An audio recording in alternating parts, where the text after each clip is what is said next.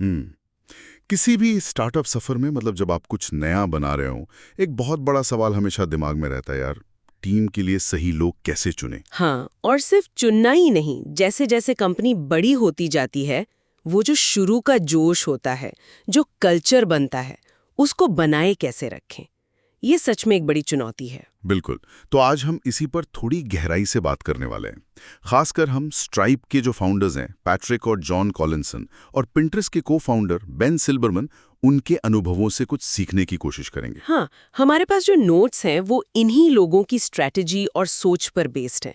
तो देखते हैं क्या निकलता है इस चर्चा से। तो मतलब आज का मकसद ये समझना है कि वो जो शुरू की हायरिंग होती है वो इतनी इतनी अहम क्यों है, और जब टीम तेजी से बढ़ती है तो वो कल्चर कैसे बचाया जाए, कहीं वो खो ना जाए। हाँ, बिल्कुल। चले इसी से शुरू करते हैं। आखिर ये शुरुआती हायरिंग, मतलब पहले कुछ लोग, उन पर इतना जोर क्यों होता है? क्यों होता है? देखिए, जो जानकारी हमारे पास है उससे तो यही लगता है कि कंपनी के पहले मान लीजिए 10 कर्मचारी वही लगभग सब कुछ तय कर देते हैं। सब कुछ मतलब क्या क्या? मतलब कंपनी के वैल्यूज क्या होंगे, हाँ। काम करने का तरीका कैसा होगा, प्रॉब्लम्स को कैसे देखा जाएगा, कैसे सुलझाया जाएगा, वो एक तरह से नींव रखते हैं। अच्छा, तो इसीलिए शायद पैट्रिक कॉलिंसन इतना जोर देते हैं कि भाई शुरुआत में एक भी गलत बंदा आ गया तो पूरा कल्चर बिगड़ सकता है। एग्जैक्टली। उनका साफ मानना है कि हर शुरुआती एम्प्लॉय वो सिर्फ काम करने वाला नहीं, वो कल्चर का एम्बेसडर होना चाहिए। उसको वैल्यूज को जीना है, आगे बढ़ाना है। जैसे स्ट्राइप ने किया था, सुना है उन्होंने काफी बारीकी से देखा था शुरुआती इंजीनियर्स को। हाँ, बिल्कुल। बात सिर्फ ये नहीं थी कि कोड कितना अच्छा लिखते हैं। उन्होंने बाकायदा ये परखा कि क्या वो लोग यूजर एक्सपीरियंस और स्पीड को लेकर जो कंपनी का जुनून था, उसे सच में अपनाते हैं। वो पर्सनली इन्वॉल्व थे हर हायरिंग में। ओके, तो मतलब पॉइंट ये है कि आपके पहले कुछ कर्मचारी सिर्फ प्रोडक्ट नहीं बनाते, वो आपकी कंपनी की पहचान बनाते हैं। सही कहा।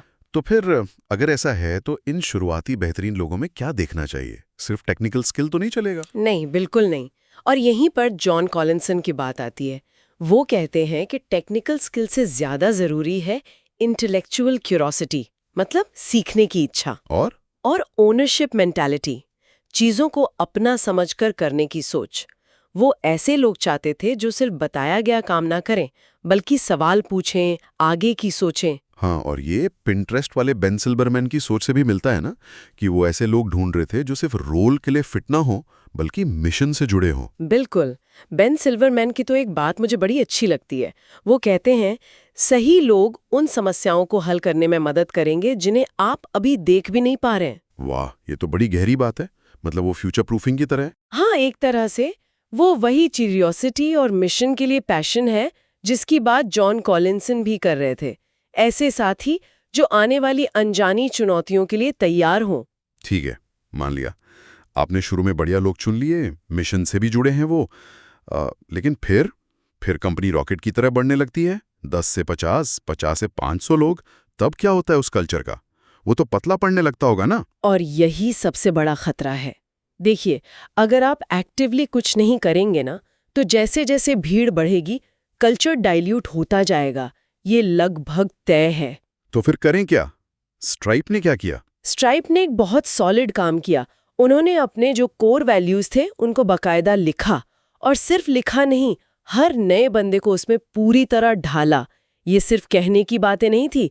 हायरिंग, ऑनबोर्डिंग, प्रमोशन, सब में वो वैल्यूज दिखते थे। अच्छा, और पिंटरेस्ट ने, उनका क्या तरीका था? पिंटरेस्ट में सिल्वरमैन ने कुछ, क्या कहते हैं, रीतियां या रिचुअल्स बनाए। छोटी छोटी चीजें जो टीम को उनके मेन मिशन से, कि लोगों की क्रिएटिविटी बढ़ानी है, उससे जोड़े रखती थीं।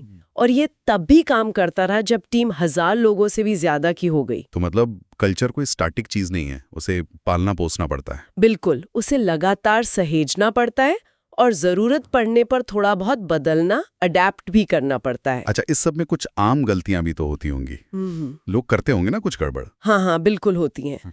एक बहुत कॉमन गलती है स्पीड के चक्कर में गलत बंदे को हायर कर लेना, बस जगह भरनी है ये सोचकर। क्वालिटी पर कॉम्प्रोमाइज। हाँ, और दूसरी बड़ी गलती जो शायद और भी खतरनाक है, वो है टॉक्सिक हाई परफॉर्मर्स को टीम में बनाए रखना। मतलब वो लोग जो काम तो अच्छा करते हैं पर टीम का माहौल बिगाड़ते हैं। एग्जैक्टली।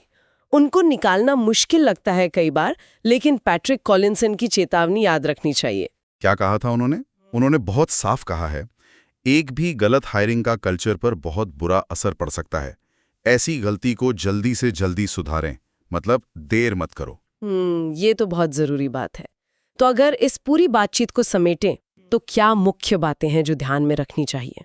मेरे हिसाब से कुछ चीजें बिल्कुल क्लियर हैं। एक, शुरू में धीरे हायर करो, सोच समझकर।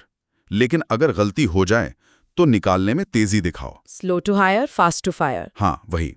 दूसरा, सिर्फ स्किल मत देखो, ऐसे लोग लाओ जो आपके वैल्यूज के झंडा बरदार बन सकें। Culture carriers. बिल्कुल। और तीसरा, जैसे जैसे टीम बढ़े, कल्चर को सिर्फ हवा-हवाई मत रहने दो, उसे लिखो, बताओ, हर नए इंसान को उसका हिस्सा बनाओ, उसे एक्टिवली मैनेज करो। सही बात है।